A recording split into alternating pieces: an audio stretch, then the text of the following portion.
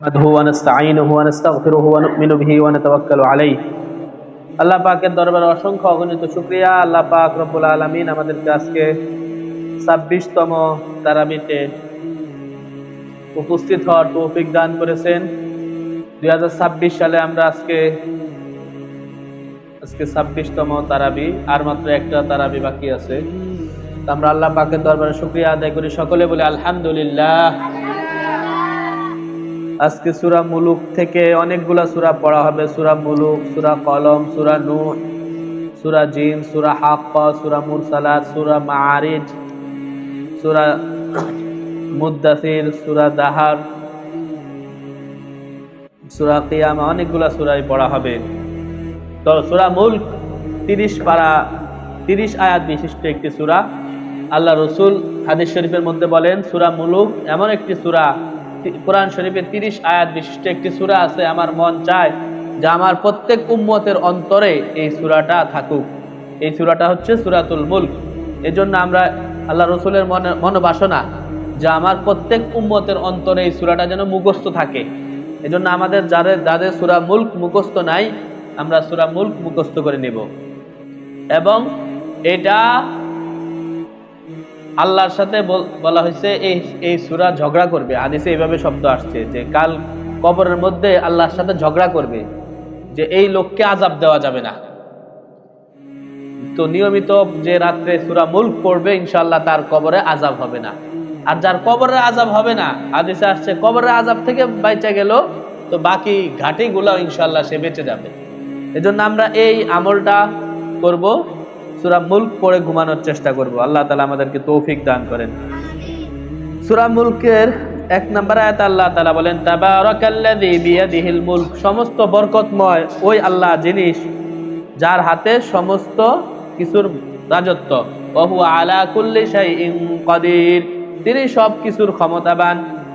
আল্লাযী খালাকাল মাউতা ওয়াল হায়াতা লিয়াবলুয়াকুম আইয়ুকুম আহসানু আমালা, তিনি ওই সত্তা যিনি জীবন এবং মৃত্যুকে সৃষ্টি করেছেন।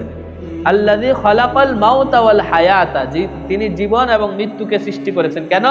লিয়াবলুয়াকুম আইয়ুকুম আহসানু আমালা, এটা যাচাই করার জন্য যে তোমাদের মধ্যে কে বেশি সুন্দর আমল করনেওয়ালা। এটা যাচাই করার জন্য আল্লাহ তাআলা হায়াত এবং মৃত্যুকে সৃষ্টি করেছেন। এখানে একটা সুন্দর জিনিস আছে, আল্লাহ তাআলা এই কথা বলেন নাই যে আইয়ুকুম আকসারু আমালা, তোমাদের মধ্যে কে সবচেয়ে বেশি আমল করে। এটা দেখার জন্য আল্লাহ তাআলা তোমাদেরকে বানাইছেন, সৃষ্টি করেছেন। বরং এইভাবে না বলে আল্লাহ তাআলা বলছেন কে সবচেয়ে সুন্দর আমল করে। এর জন্য আল্লাহ তাআলা মানুষকে সৃষ্টি করেছেন। এজন্য আমল সুন্দর হওয়া এটা আল্লাহ তাআলার কাছে বেশি পছন্দনীয়। এবং কাল কিয়ামতের মাঠে আমল ওজন করা হবে। দেখা গেছে একজনের 2 রাকাত নামাজ আরেকজনের 200 রাকাত নামাজের সমান হয়ে গেছে। কেন? তার ওই 2 রাকাতের মধ্যে সৌন্দর্য ছিল, খুশু ছিল, বিনয় ছিল, ইত্তেবায়ে সুন্নত ছিল। আর আরেকজনের সারা জীবনের নামাজ পড়ছে, দেখা গেছে তার নামাজের সুন্নতের কোনো তোয়াক্কা নাই, রুকু সেজদা ঠিক নাই, রুকু হয়েছে তো সেজদা হয় নাই, সেজদা হয়েছে তো রুকু হয় নাই, কওমা হয় নাই, নামাজে দাঁড়াইছে হেলে ফেলে নামাজ পড়ছে, এভাবে নামাজ পড়ছে, সুন্নতের কোনো তোয়াক্কা করে নাই। তার হাজার হাজার নামাজের মোকাবেলা আরেকজনের 2 রাকাত নামাজ পড়ছে সুন্নত মোতাবেক, খুজুর সাথে, বিনয়ের সাথে, তার ওই 2 রাকাতের ওজন ভারী হবে। এজন্য আল্লাহ তাআলা বলছেন কে সবচেয়ে সুন্দর আমল করতে পারে, এজন্য আমি মানুষ সৃষ্টি করেছি। এটা আল্লাহ তাআলা বলেন নাই আইয়ুকুম আকতারু আমালা, তোমাদের মধ্যে কে কত বেশি আমল করে, এটার জন্য আল্লাহ তাআলা এই কথা বলেন নাই।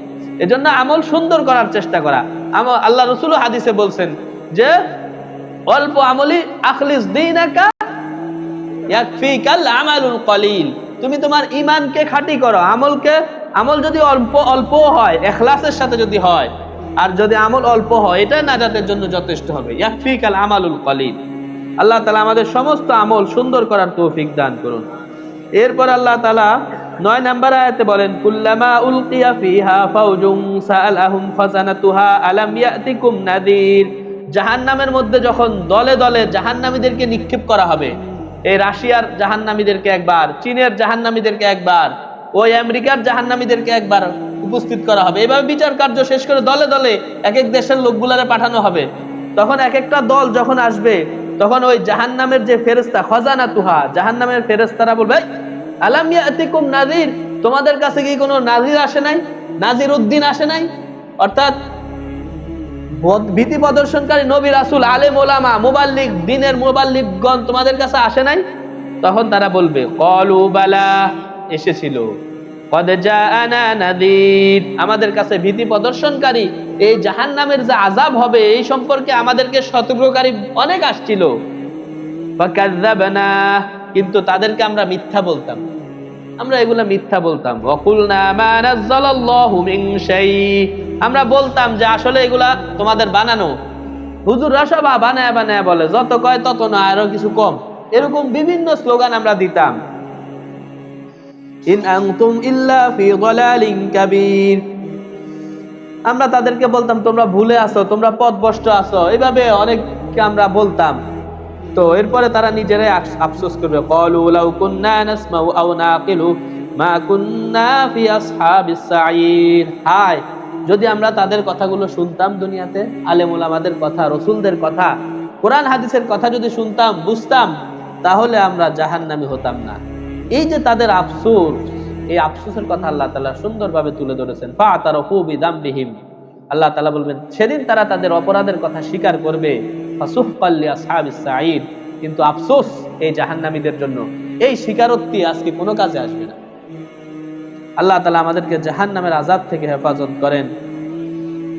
এরপরে সূরা তাবারাকাল্লাযীর সূরা মুলকের শেষ আয়াতে আছে, আল্লাহ তাআলা বলেন কুল আরাআইতুম ইন আসবাহা মাউকুম গাওরান ফামাইয়াতিকুম বিমাইন মাইন, দেখো আল্লাহ তাআলা তোমাদেরকে মাটির নিচ থেকে, ভূগর্ভস্থল থেকে, ভূগর্ভ থেকে তোমরা পানি উঠাও পাম্পের মাধ্যমে, কলের কূপের মাধ্যমে, হ্যাঁ মোটর বসিয়ে সুন্দর যে পানি উঠাও, এই পানি যদি আমি এখান থেকে নিঃশেষ করে দেই, গায়েব করে দেই, আমি ছাড়া আর কোন ইলা আছে যে এই পানি তোমাদেরকে এনে দিবে?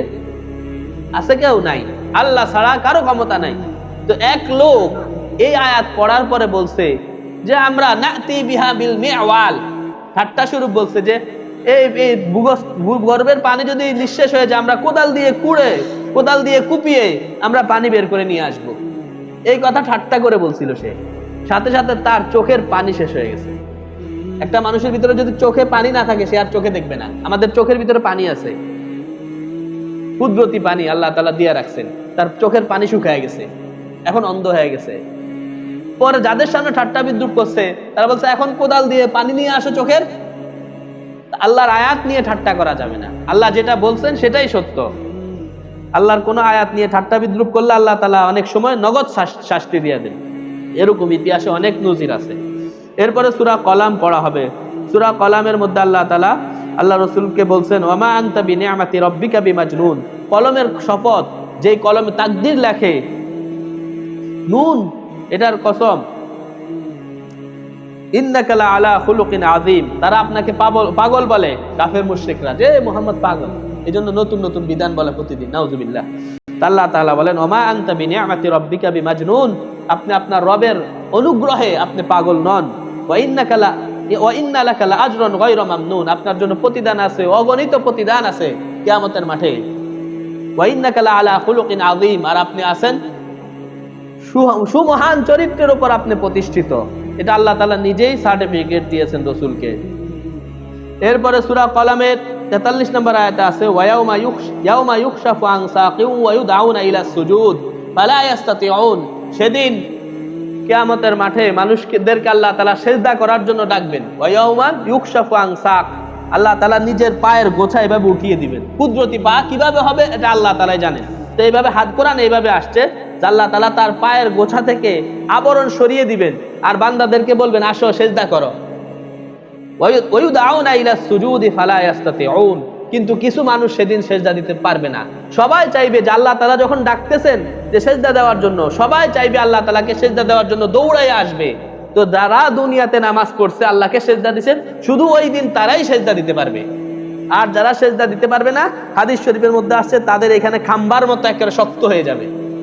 সিজদা দিতে গেলে দেখে যার পারে না, নিচে হইতে পারে না। তো ফেরেশতারা বুঝবে না এরা দুনিয়াতে সিজদা করে নাই, এখন আল্লাহকে দেখে পরে সিজদা করতে আসছে, এই সিজদা আল্লাহ তাআলার কাছে গ্রহণযোগ্য না। যারা আল্লাহকে না দেখে দুনিয়াতে সিজদা করে আসছে, নামাজ পড়ে আসছে, তারা সেদিন সিজদা দিতে পারবে, আর বাকিরা পারবে না। সূরা হাক্কা পড়া হবে। এরপরে সূরা হাক্কার 19 নাম্বার থেকে একেবারে শেষ পর্যন্ত অনেকগুলো আয়াত, যাদের আমলনামা ডান হাতে দেওয়া হবে তাদের আলোচনা তুলে ধরা হয়েছে। ফাআম্মা মান উতিয়া কিতাবাহু বিয়ামিনিহি, যার হাতে আমলনামা দেওয়া হবে সে খুশিতে বাগ বাগ হবে আর মানুষকে বলবে যে আমার আমলনামা পড়ে দেখো আমি কত সুন্দর আমলনামা পেয়েছি।